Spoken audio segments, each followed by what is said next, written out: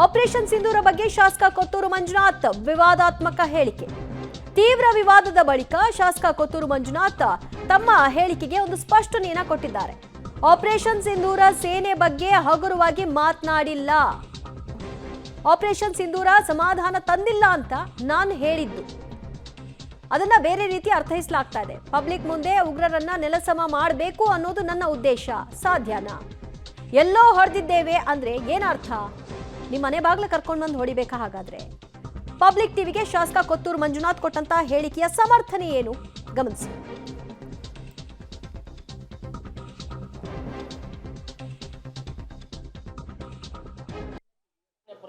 ಇನ್ನಷ್ಟೇ operation ಸಿಂಧೂರ ಸೇರಿದಂತೆ ಸೈನಿಕರ ಬಗ್ಗೆ ಹಗುರವಾಗಿ ಮಾತನಾಡಿದ್ರು ಅನ್ನೋ ಕಾರಣಕ್ಕೆ ವಿರೋಧ ಪಕ್ಷಗಳ ಕೆಂಗಣ್ಣಿಗೆ ಗುರಿಯಾಗಿದ್ದಂಥ ಶಾಸಕ ಕೊತ್ತೂರು ಮಂಜುನಾಥ್ ಅವರು ನಮ್ಮ ಜೊತೆಗಿದ್ದಾರೆ. ಸರ್, ನಿಮ್ಮ ಮಾತಿನ ಅರ್ಥ ಏನು ಸರ್? ಅಂದರೆ ಆಪರೇಷನ್ ಸಿಂಧೂರನೇ ಅನುಮಾನ ವ್ಯಕ್ತಪಡಿಸಿದ್ರಿ ಅನ್ನೋಂಥದ್ದು. ಇಲ್ಲ, ಅವರು ಆಪರೇಷನ್ ಸಿಂಧೂರವನ್ನು ಅನುಮಾನ ವ್ಯಕ್ತಪಡಿಸಿರೋದು ಅಂತ ಹೇಳ್ತಾ ಇರೋದು ಬೇರೆ ಯಾರೋ ಈ BJP ಪಕ್ಷದವರು ಹೇಳ್ತಾ ಇರೋದು. ಆಪರೇಷನ್ ಸಿಂಧೂರ ಅಪಮಾನ, ಇದರಲ್ಲಿ ಅನುಮಾನಗಳು ಯಾವುದೂ ಇಲ್ಲ. ಅನುಮಾನ ಅನ್ನೋದು ಯಾವುದೂ ಇಲ್ಲ ಇದರಲ್ಲಿ. ಅನುಮಾನ, ಡೌಟ್ ಅನ್ನೋದಕ್ಕೆ ಯಾವುದೋ ಮನೆ ಒಳಗಡೆ ಮಾಡಿರುವಂಥ ಕೆಲಸ ಅಲ್ಲ ಅದು. ಅನುಮಾನ ಪಡೋದಕ್ಕೆ ಅನುಮಾನ ಇಲ್ಲ. ಆಪರೇಷನ್ ಸಿಂಧೂರ ಅಂತ ಇಟ್ಟಿರೋ ಹೆಸರಾಗಲಿ, ಆಪರೇಷನ್ ಮಾಡಿದ್ದಾಗಲಿ ಎಲ್ಲ ಸಮಾಧಾನಕಾರದಂಥ ವಿಷಯ. ನಾನು ಒಂದೇ ವಿಚಾರವನ್ನು ನಾನು ಹೇಳಿದ್ದು, ಮೊದಲನೇದಾಗಿ ನಮ್ಮ ಇಂಟೆಲಿಜೆನ್ಸು ವೈಫಲ್ಯವಾಗಿದೆಯಾ? ಜಮ್ಮು ಕಾಶ್ಮೀರ ಸರ್ಕಾರ ಇದರಲ್ಲಿ ಸೆಕ್ಯೂರಿಟಿನಲ್ಲಿ ವೈಫಲ್ಯ ಆಗಿದೆಯಾ? ಇದಕ್ಕೆ ಮುಂಚೆ ನಮ್ಮ ಪುಲ್ವಾಮಾ ದಾಳಿ ನಡೀತು. ನಮ್ಮ ಸೈನಿಕರು 40 ಜನ 45 ಜನ ತೀರ್ಕೊಂಡ್ರು. ಅವರು ಈ ದೇಶದ ಮಕ್ಕಳಲ್ವಾ? ಅವರು ಈ ದೇಶದ ಪ್ರಜೆಗಳಲ್ವಾ? ಅವರು ಹೆಂಡತಿ ಮಕ್ಕಳಿಲ್ವಾ? ತೀರ್ಕೊಂಡ್ರು. ಆವತ್ತು ಏನೂ ಇಲ್ಲ. ಆವತ್ತೇನು, ಮೊನ್ನೆ ಅದ್ರ ಸೆಂಟ್ರಲ್ ತುಂಬ ನಡೆದವೆ, ಅಲ್ಲಿ ಇಲ್ಲಿ ನಡೆದು ತುಂಬ. ಈಗ ಮೊನ್ನೆ ಬಂದುಬಿಟ್ಟು ಪಹಲ್ಗಾಮ್ ದಾಳಿ ನಡೆದಿದೆ. ಪಹಲ್ಗಾಮ್ ದಾಳಿನಲ್ಲಿ ಹೆಂಗೆ ಮಾಡಿದ್ದಾರೆ? ಬಂದು ನಿನ್ನನ್ನು ಹುಡುಕಿ ಅವ್ರ ಹೆಂಡತಿ ಮುಂದೆ ಮಕ್ಕಳ ಮುಂದೆ ಹೊಡೆದಿದ್ದಾರೆ. ಗಂಡನ್ನು ಹೆಂಡತಿ ಮುಂದೆ ಮಕ್ಕಳ ಮುಂದೆ ಹೊಡೆದಿದ್ದಾರೆ. ಆದರೂ ಒಂದು ಹೆಣ್ಮಗಳು ಅವ್ರ ಮಗ ಕೇಳ್ತಾನಂತೆ ಇಂಗ್ಲೀಷಲ್ಲಿ ಮಾತಾಡಿ, ನಿನ್ನ ಅಪ್ಪಾರ ಸಾಯಿಸಿದೆಯಾ, ನಮ್ಮನ್ನು ಸಾಯಿಸಿಬಿಡು ಅಂತ ಹೇಳಿದ್ರೆ, ಇಲ್ಲ ನೀವು ಹೋಗಿ ಹೇಳಿ, ನಾವು ನಿಮ್ಮನ್ನು ಸಾಯಿಸೋದಿಲ್ಲ ಅಂತ ಹೇಳ್ತಾರೆ. ಅಲ್ಲಿ ಕುದುರೆ ಓಡಿಸೋವಂಥ ವ್ಯಕ್ತಿ, ಒಬ್ಬ ಕುದುರೆ ವ್ಯಾಪಾರ ಮಾಡಿಕೊಳ್ಳೋನು, ಆ ವ್ಯಕ್ತಿನ ಹೋಗಿ ಗನ್ ಹಿಡ್ಕೊಂಡಿದ್ದಕ್ಕೆ ಆತನ ಸುಟ್ಟಿ ಸಾಯಿಸ್ತಾರೆ.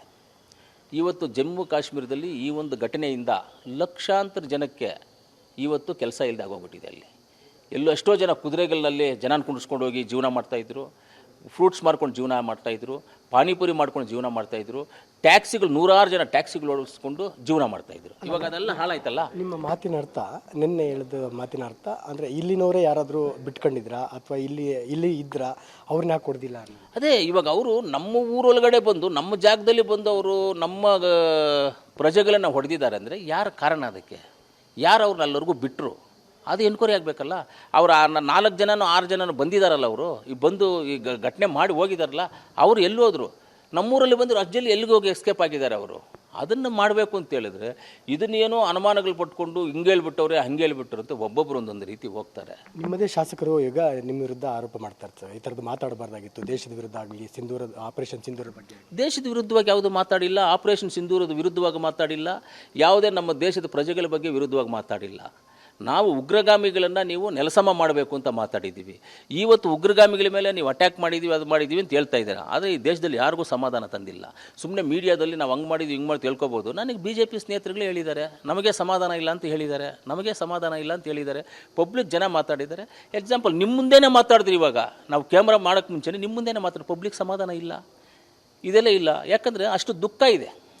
ಅವ್ರನ್ನ ಹೆಂಡ್ತಿರ ಮುಂದೆ ಮಕ್ಕಳ ಮುಂದೆ ಗಣ್ಣಿಟ್ಟು ಸುಟ್ಟಿರೋದು ಜನಗಳಿಗೆ ಅಷ್ಟು ದುಃಖ ಇದೆ. ಆ ದುಃಖ ಅರ್ಸೋಕ್ಕೆ ಯಾವ ಕೈಯಲ್ಲೂ ಆಗೋದಿಲ್ಲ. ಯಾವತ್ತು ಈ ಉಗ್ರಗಾಮಿಗಳನ್ನು ನೆಲಸಮಾನವಾಗಿ ತೆಗಿತಾರೋ ಆವತ್ತೇ ಇದೆಲ್ಲ ಸಮಾಧಾನವಾಗೋದು. ಮತ್ತು ಇಸ್ರೇಲ್ ಕೂಡ ಹೇಳಿದ್ರಿ, ಇಸ್ರೇಲ್ ನೆಲಸಮ ಮಾಡಿಬಿಡ್ತಾ ಇತ್ತು, ಇಸ್ರೇಲ್ ಆಗಿದ್ದಿದ್ರೆ ಭಾರತ ಯಾಕೋ ಹಿಂದೇಟಾಗ್ತು ಅಂತ ಕೂಡ ಅನುಮಾನ. ಇಲ್ಲ, ಇದು ಇವಾಗ ಇಸ್ರೇಲಲ್ಲಿ ವಾರ ಇತ್ತು, ಯಾರ್ಯಾರು ಏನೇನೋ ಹೇಳಿದ್ರು, ಅವ್ರು ಬಿಟ್ಟರೆ ಅವರು ಎಲ್ಲರೂ ನೋಡಿದ್ರೆ ಇಲ್ವ? ಅವರು ನೀವೇ ಟಿವಿಗಳಲ್ಲಿ ತೋರಿಸಿದ್ದು, ನಾವೇನು ಹೋಗಿ ಅಲ್ಲೇ ನೋಡ್ಕೊಂಡು ಬಂದಿಲ್ಲ, ನಾವೇನು ನೋಡಿಲ್ಲ. ಡೈರೆಕ್ಟಾಗಿ ನಮ್ಗೆ ಯಾವುದು ಕಾಣಿಸಿಲ್ಲ. ನಿಮ್ಮ ಟಿವಿಗಳಲ್ಲಿ ನೋಡಿದ್ದು ನೀವು ಹೇಳ್ತಾ ಇದ್ದೀನಿ, ನಾನು ಹೇಳ್ತಾ ಇದ್ದೀನಿ, ನಿಮ್ಮ ಟಿವಿಗಳವ್ರು ಹೇಳ್ತಾ ಇದ್ದಿದ್ದೆ.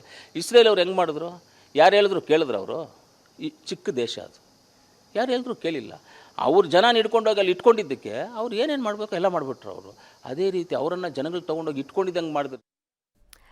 ಸೆಕೆಂಡ್ ಹಾಫಲ್ಲಿ ಕೊತ್ತೂರು ಮಂಜುನಾಥ್ ಏನು ಹೇಳ್ತಾ ಇದ್ದಾರೆ ಅದನ್ನೇ ಮೊದಲೇ ಹೇಳ್ಬಿಟ್ಟಿದ್ರೆ ಇದು ವಿವಾದನೆ ಆಗ್ತಿರಲಿಲ್ಲ. ಸಾರ್ವಜನಿಕ ವಲಯದಲ್ಲಿ ಇರುವಂತಹ ಪ್ರಶ್ನೆಗಳು, ಅವರ ಮನಸ್ಸಿನಲ್ಲಿರುವಂತಹ ಬೇಗುದಿ, ಅದನ್ನ ನಾನು ಹೇಳ್ತಾ ಇದ್ದೀನಿ ಅಂದಿದ್ರೆ ಓಕೆ. ಆದರೆ ನೀವು ಹೇಳಿದ್ದೇನು? ಬೋಟ್ ಆಟಿಕೆಗೆ 4 ಫ್ಲೈಟ್ ಕಳಿಸಿದ್ರು. ಉಗ್ರರು ಅಂತ ಕನ್ಫರ್ಮ್ ಏನು? ಉಗ್ರರು ಎಷ್ಟು ಅಂತ ಕನ್ಫರ್ಮ್ ಏನು? ಉಗ್ರರು ಸತ್ತದಕ್ಕೆ ಸಾಕ್ಷ್ಯ ಇದೆಯಾ? ಮತ್ತು ಇಸ್ರೇಲ್ ನೋಡಿ ಭಾರತ ಕಲಿಬೇಕು, ಇನ್ನೊಂದು ದೇಶ ನೋಡಿ ಭಾರತ ಕಲಿಬೇಕಾ? ಭಾರತ ಎಷ್ಟು ಹೆಮ್ಮೆ ಗರ್ವ ಪಡುವಂತಹ ಸ್ಥಾನದಲ್ಲಿದೆ ಅನ್ನೋದ್ರ ಬಗ್ಗೆ ಅರಿವು ಬೇಡವಾ?